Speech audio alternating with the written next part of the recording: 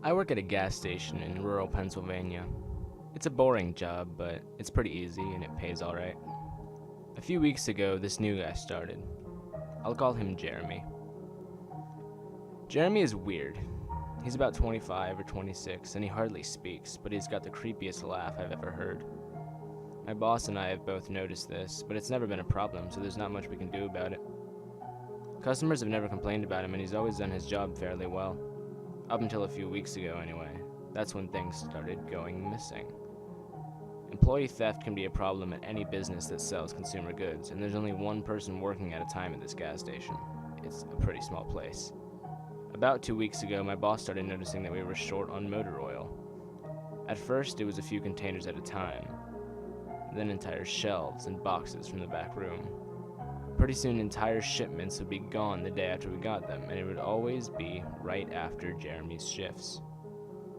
My boss had checked the security camera tapes from every single night he worked, but he could never catch him in the act. Jeremy would lock up at closing, then the motor oil would be gone the next day. My boss usually takes the tapes home with him to try and catch Jeremy stealing, but his daughter had a softball game last night, so he asked me to watch the tapes for him. He offered to pay me overtime under the table, so obviously I took that offer. There are 3 cameras, so he gave me 3 different tapes to check. I figured it would be a long night, but I'm trying to save up for vacation, so I really needed the money. I took the tapes home, popped them in an old VCR, and sat back. 2 days ago, the last time he worked, Jeremy started at 4 p.m. Everything seemed pretty normal at first. He counted up his drawer, switched off with a girl who was working before him, and waited for a customer. The first person who came in was Miss Templeton. The timestamp on the video read 4:03, a regular. She picked up her cigarettes and a newspaper and paid with a 20. Nothing unusual there. The next customer was some local guy named Ron. He drives a motorcycle, usually comes in every few days. He filled up his tank, got a bag of beef jerky, paid with his credit card, and then left. Next was some guy with a cowboy hat. I'd never seen him before, but we got plenty of strangers passing through, just like at any gas station. He got $40 worth of diesel fuel, paid with a $100 bill, and went on his way. I sat back and sighed. The only thing more boring than doing this job is watching someone else do it. My boss's offer was enough to keep me watching, though, so I left the tape on. Everything seemed pretty normal. I had a feeling that if Jeremy was stealing motor oil, he knew we were suspicious of him by now. I didn't expect him to be dumb enough to let us catch him on camera. Things stayed boring and routine until about 5 o'clock. At 5:03, Miss Templeton came back in. She must have forgotten something. But she didn't. She bought the same pack of cigarettes as before and the same newspaper. She paid with another 20. That's odd, I thought, but then again, she's a little absent-minded. I thought Jeremy should have told her she already got her smokes, but it's not against the rule to sell somebody the same thing twice. That's when Ron came in again. He bought another tank of gas for his motorcycle again, later checked the outdoor camera because I thought maybe he had another car he wanted to fill up, and the same pack of beef jerky. He paid with his credit card again. No big deal. I figured this was just a weird coincidence. Miss Templeton is forgetful, and Ron probably owns more than one Harley. That's when the guy in the cowboy hat came back in. I felt a chill run down my spine. Don't get Diesel. Don't get Diesel. I found myself whispering to my empty living room. But he did. He got $40 worth of diesel fuel and paid with another $100 bill. Every move he made was identical to his first visit, right down to the way he scratched his nose before he walked out. Either this guy is rich, owns a lot of trucks, and just moved into town, or something really bizarre was happening. I kept watching.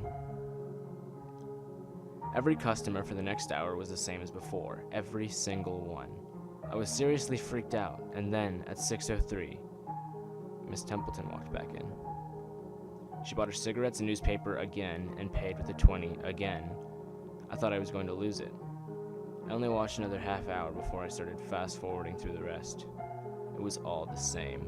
Every customer would come back in at exact same times, exactly 1 hour apart.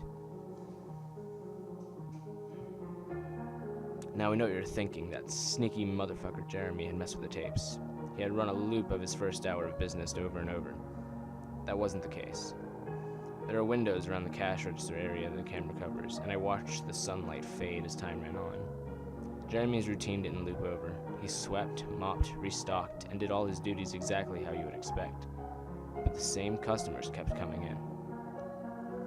I was panicking at this point. Something was seriously wrong with what I was seeing, and I had no explanation for it. I skipped ahead to when he locked up and walked out to his car. He hadn't stolen anything, but I kept watching just to make sure. I fast-forwarded one last time to about midnight. At exactly 12:03, out of nowhere, Jeremy's face pops up on camera. I don't mean he moved his head into view. I mean that 1 second the store was empty. The next second, his face was all I could see. He wasn't looking at the camera. He was looking at me. I was sure of it. I screamed and fumbled for the remote.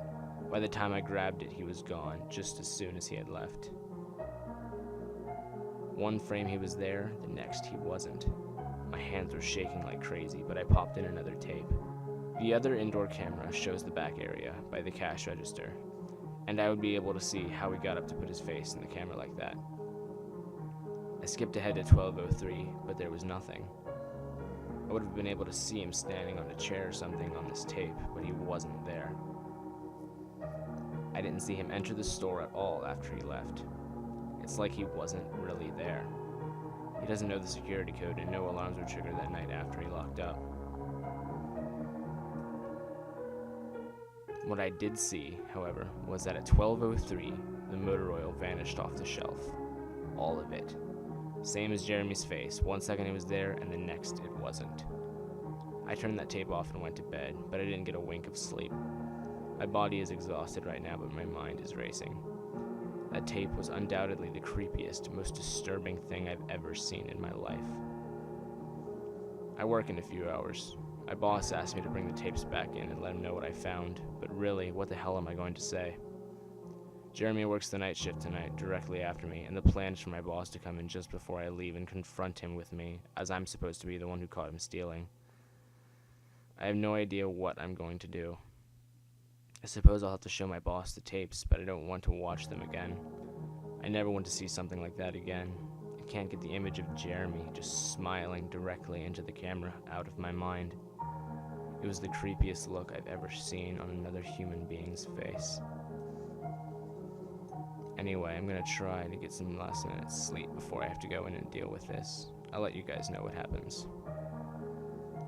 Update, 2:49 p.m. Updating from my phone, apologies in advance for errors. My boss just finished watching the last of the tapes. I told him what to expect, but you really can't prepare someone for something like that.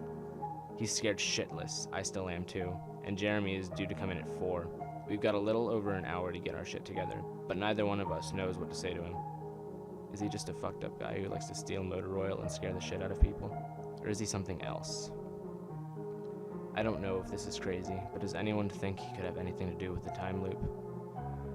My boss said he never noticed anything like that in the other tapes, but the way he popped up in this one made me think he knew I would be watching.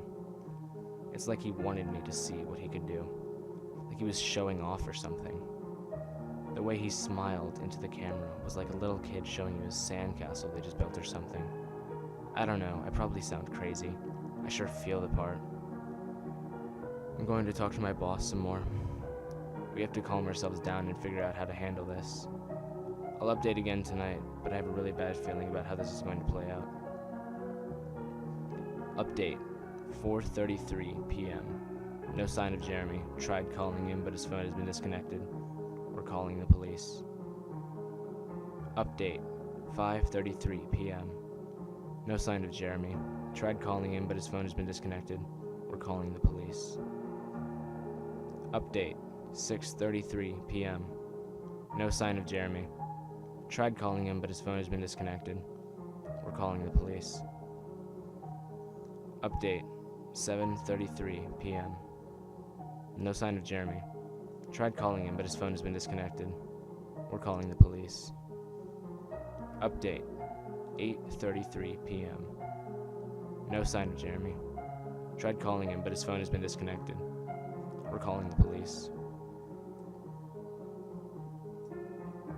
Update, 10:58 p.m. Holy shit. Holy shit, holy shit, holy shit. I just got home and saw my previous updates. Things make less sense now than ever. Here's what I can tell you. I went to work. Jeremy never showed up. My boss and I decided to call the police, as you're well aware. When I picked up the phone to call, though, the sun went out. I shit you not, that's what I thought happened. Apparently, I blacked out for exactly 5 hours, because when I looked at the clock, it was 9:33. I think I got stuck in Jeremy's time loop, and then I snapped out of it at the exact point I blacked out, if that makes sense. But that's when things got really weird. My boss was right next to me when I blacked out, ready to corroborate my story to the cops. When I came to, my phone was in my hand, but it was dead. Not even a dial tone. My boss was still right there, but he wasn't moving. He was standing up, but frozen. I looked at the clock again, and it wasn't moving. The second hand was stuck on the 12. It was 9:33 exactly. The clock on the register computer screen wasn't moving either. My phone was frozen. There was even a customer at the register waiting for my boss to get him cigarettes. I'm betting that would have been his 5th pack of the day. I got the fuck out of there. Didn't lock up, didn't turn the lights out, and sorry guys, I didn't grab the security tapes to upload on the internet. Believe me, that was the last thing on my mind. The gas station is on a major highway, and cars were parked all along it, except they weren't parked, they were frozen. People inside were sitting still as wax statues. I got in my car and prayed that it would start. Thankfully it did. About halfway home, time started up again. The static from the radio turned into music like it's supposed to be, and from what I could tell by listening to the host talking between songs, no one noticed the time freeze or whatever it was. I was the only one. Well, I'm pretty sure Jeremy noticed as well. I still have no clue where he is or what he's doing. I'm hiding in my room and calling the police again in the morning. I don't know if I ever got through to them before, or if I did, whether they took me seriously. I'm scared for my life at this point. I'll update tomorrow, if I can. Final update, 10:33 a.m. I finally fell asleep last night around 4. I have no idea how I did it. I guess exhaustion finally got the best of me. This morning I woke up to my phone ringing. It was my boss. He'd been calling me since about 6. He woke up when time turned back on last night and immediately called the cops. They came by to see what was wrong and he told them everything. The police around here are all small-time guys. They were more concerned with the missing motor oil than anything, but my boss figured he would take it, as long as he had their attention. They decided to go looking for Jeremy. We keep all our employees' applications on file, and since Jeremy just started working here, his was easy to find. They checked the address on it and headed over to his house. You're not going to believe what they found. The address Jeremy listed on his application was an empty lot, or at least now it is. There used to be a house there, but it burned down in 1993. Being a small town, almost everyone remembers that fire. A family of 4 used to live there way back when. Rumor has it that they had an estranged son who they never really talked about, but I can't say for sure if that's true. What I can say is true is that after an insurance investigation, the fire was ruled an arson. The entire house was soaked in oil and torched with a Molotov cocktail. The entire family was sleeping when it happened. None of them survived. They never caught the guy who did it. Rumor has it that when they tried to contact the estranged son, no one could find him. Anyway, my boss called and told me this, and I freaked out. Then he asked me to come to the gas station. What, are you crazy? I said, but he assured me that the cops were there with him. Then he dropped a bomb. The FBI were also in town, and they were going to talk to me one way or another, so I might as well come in. It was about 7:15, and I wanted to go back to bed, but I figured I wouldn't be able to sleep much more anyway, so I went down. 4 men in suits greeted me and told me to have a seat. We went over everything 2 or 3 times until they got all the details down. I told them about Jeremy, the security tape, last night at work, everything. Finally, after I finished, one of the agents said, "Oh Christ, we've got another one on our hands." Then they made me sign a bunch of papers saying I wouldn't tell anyone about what happened, so I can't say much more. I might be breaking the law just by posting this. So now I'm home. I'm not sure what to do with myself. That agent's words when I told him the story are going to haunt me for the rest of my life. Anyway, I've got to go. I have some errands to run today, and then I have to go into work to pick up some tapes. My boss and I think this new guy Jeremy, he's a complete creep, is stealing motor oil, and I have to watch the security footage to see if I can catch him doing it. I have better things to do, but my boss is paying me overtime under the table, and I'm trying to save up for vacation so I could really use the money. It should be pretty simple. The oil always goes missing right after his shifts. I figured I'll just watch the tapes, catch him in the act, and that'll be that.